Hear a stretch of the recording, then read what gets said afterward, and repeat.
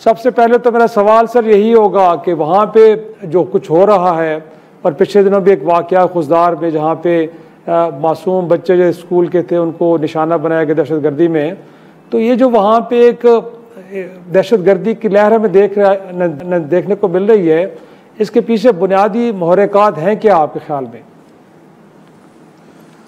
جی وعلیکم السلام. سب سے پہلے تو افتخار صاحب تہ دل سے مشکور ہیں آپ نے وقت دیا، اپنے پروگرام میں بلایا، اور اس کے ساتھ ساتھ گزشتہ ایک دن پہلے ایک نہایتی دل خراش واقعہ خضدار کی سرزمین پہ پیش آیا. ماضی میں ہمارے نوجوان، ہمارے بزرگ، خواتینیں تک دہشت گردی کا نشانہ بنتی رہیں، اور اب آپ نے دیکھا ہمارے بچے، ہمارے ننھے، ہمارے معصوم بچے، ہماری معصوم جانیں وہ بھی دہشت گردی کے زد میں آ گئیں.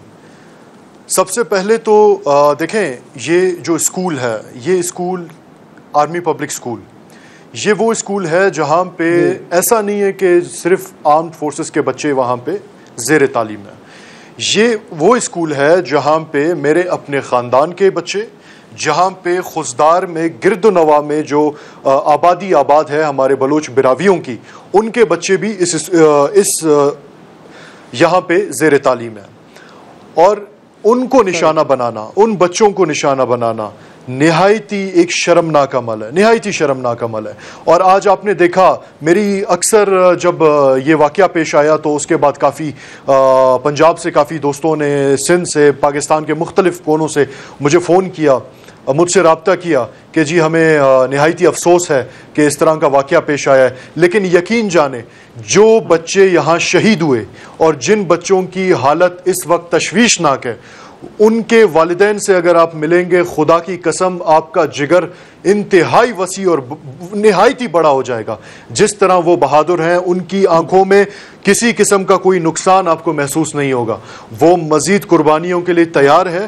اور آج آپ نے دیکھا کہ خضدار کی سرزمین میں، اس سرزمین میں جہاں ان معصوم بچوں کو نشانہ بنایا گیا، اس سرزمین میں خضدار کے جتنے بھی تعلیمی ادارے ہیں، جتنے تعلیمی مدارس ہیں، ان سب کے بچے روڈوں پہ نکل آئے، راستوں پہ نکل آئے، اپنے وطن کا جھنڈا بلند کر کے وہ تمام خضدار کے شہر کے درمیان میں انہوں نے ایک ریلی نکالی.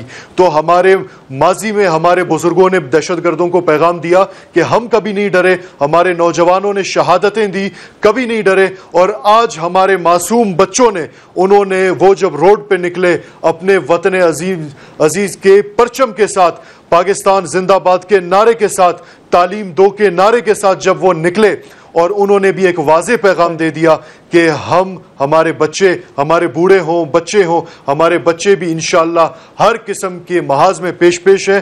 آیا ہمیں اگر مزید بھی شہادتیں دینی ہو، ہم اس سے گریز نہیں کریں گے. یہ ہمارے بچوں کا بھی پیغام ہے.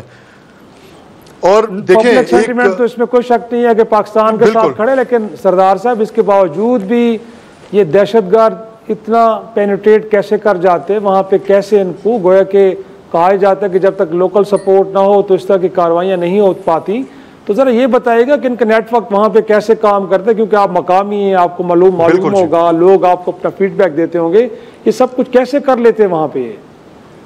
دیکھیں، سب سے پہلے بلوچستان کے مسئلے کو سمجھنا نہایتی ضروری ہے. اس میں بلوچستان کی ڈائنامکس جو ہیں، ان میں 3 قسم کی معاملات ہیں. نمبر 1 جو دہشت گردوں کا گروپ ہے، جو کہ ملیٹنٹ گروپ ہے، ان کا پہاڑوں پہ ادھر ادھر بازاروں میں دہشت گردی کرنا، ایک ان کا وہ گروپ ہے.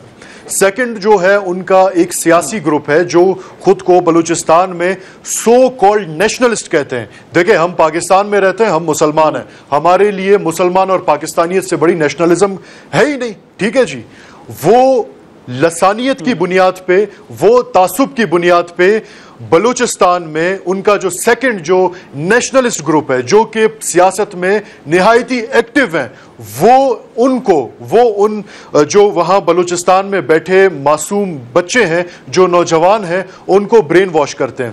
اور اس کے بعد ان کی تیسری جو سب سے بڑی برانچ ہے، وہ ہے ان کی سوشل ایکٹیوسٹ برانچ.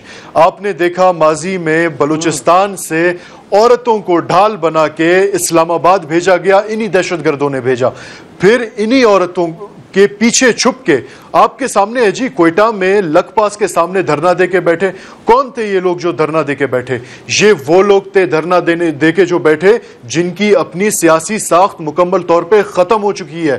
انہوں نے اپنی سیاست بچانے کے لیے اور دہشت گردوں کو, وہ دہشت گرد جن کو ابھی عوام میں چھپنے کی جگہ بھی نہیں ہے, ان دہشت گردوں کو فعال کرنے کے لیے یہ جتنے بھی وہاں مداری بیٹھے ہوئے تھے, یہ سارے کے سارے ٹوپی ڈرامہ کر کے جی ہم خواتینوں کے لیے بیٹھے ہیں, ہم BYC کے لیے بیٹھے ہیں, یہ صرف اپنی سیاست بچانے کے لیے وہاں بیٹھے ہوئے تھے.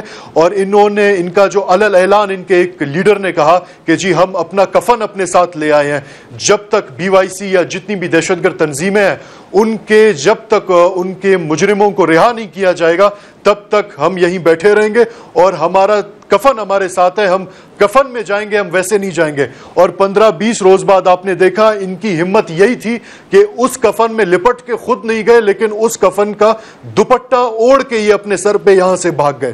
دیکھیں بلوچستان جو ہے وہ ہمیشہ سے, بلوچستان نے نہایتی قربانیاں دی ہیں, ہمارے خاندان نے نہایتی قربانیاں دی ہیں, ہمارے لوگوں نے نہایتی قربانیاں دی ہیں.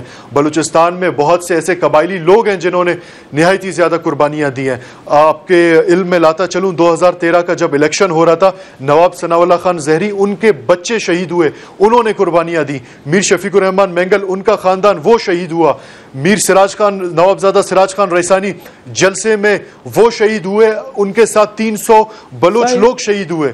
تو یہ ایک دیکھیں ابھی الحمدللہ اس میں کوئی شک نہیں ہے, اس میں کوئی شک نہیں سردار صاحب کہ قربانیوں کی بڑی طویل داستان ہے, لیکن بنیادی سوال میرا وہی ہے کہ اگر پبلک سینٹیمنٹ ان لوگوں کے خلاف ہیں تو پھر یہ مٹھی بھر لوگوں نے پورے صوبے کے ہاسٹیج بنایا ہوا ہے. اب کہا یہ جا رہا ہے کہ شاید ان کے خلاف ایک ضرب عضب کی طرح کا آپریشن بھی ہونے جا رہا ہے, اور یقینی طور پہ پروونشل گورنمنٹ اس کو لیڈ کرنے جائے گی.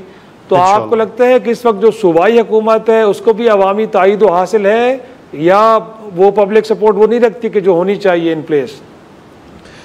دیکھیں پہلی بات تو جہاں تک ان کی بات ہے دہشت گردوں کی, ان کے پاس کوئی پبلک سپورٹ نہیں ہے.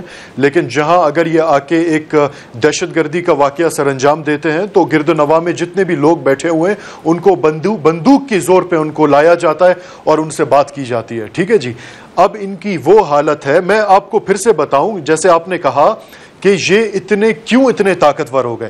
دیکھیں یہ کوئی طاقتور نہیں ہے. اگر یہ طاقتور ہوتے اور عوام میں ان کو چھپنے کی جگہ ہوتی تو ان کے ایک لیڈر نے کچھ دن پہلے ایک ویڈیو پیغام دیا, اور اس میں انہوں نے انڈیا کو ریکویسٹ کی, بھارت کو, کہ ہمیں جی ان 90,000 فوجیوں کی صرف بندوقیں اور 10-10 گولیاں دے دیں, ہم لڑ لیں گے. یہ ان کی حالت ہے ان کی. اب جہاں تک ہمارے آرم فورسز کی بات ہے, یہاں پہ دہشت گردی کے جتنے بھی واقعات پیش آئے, الحمدللہ ہماری فوجی جتنی بھی قیادت ہے انہوں نے, ہماری گورنمنٹ کی قیادت نے, ہمارے لوگ, ہمارے جتنے یہاں پہ بلوچستان کے معصوم لوگ ہیں, ان سب نے مل کر ڈٹ کے مقابلہ کیا. گویا وہ جعفر ایکسپریس ہو, گویا وہ کوئٹہ میں بم بلاسٹ ہو, گویا وہ خزدار کے حالات خراب ہوں, گویا وہ گوادر میں معاملات ہوں, تو فوجیوں نے, لوگوں نے, ہماری عوام نے ہر وقت ان کا مقابلہ کیا ہے اور ڈٹ کے مقابلہ کریں گے. اب جہاں تک بات ہے ایک ہارڈ اسٹیٹ بننے کی, ہمارے لیے بڑا ویلکمنگ ہے جی کہ بلوچستان میں مکمل طور پہ ایک آپریشن کیا جائے, بالکل ویلکمنگ ہے, اور وہ آپریشن عوامی سپورٹ سے کیا جائے. اس آپریشن میں بالکل ہماری صوبائی قیادت بھی اس میں شامل ہوگی, اس آپریشن میں ہمارے لوگ بھی شامل ہوں گے. دیکھیں ہمارے لوگ اور ہم کیا چاہتے ہیں, ہم چاہتے ہیں کہ راستے روڈ بنے, ہم چاہتے ہیں بنیادی ضروریات پوری ہوں. اب جب تک کسی بھی دنیا کے کسی بھی کونے میں جہاں پہ ترقی ہوگی وہاں پہ بنیادی شرط ہی امن ہے. اگر امن نہیں ہوگا تو وہاں پہ کسی قسم کی ترقی نہیں ہو سکتی. ہمارے لوگ, آپ کبھی میرے علاقے آئے, میں ویلکم کرتا ہوں جی آپ کو اور اپنے جتنے بھی یہاں پاکستان میں جہاں کہیں پہ ہمارے لوگ بیٹھے ہوئے ہیں سب کو میں ویلکم کرتا ہوں. میرے علاقے میں آئے, ان سے ان کی بنیادی مسائل پوچھیں. ان کا بنیادی مسئلہ صرف کیا ہے جی, پانی, روڈ, تعلیم. ہمارے تو بنیادی مسئلے یہ ہیں. لیکن دہشت گرد جس چیز کے پیچھے چھپ کے کہتے ہیں کہ نہیں جی ہمارے جتنے لوگ ہیں بلوچستان کے وہ ہمارے ساتھ ہیں, دیکھیں انہوں نے ہمیشہ سے ہمارے نوجوانوں کو گمراہ کیا ہے.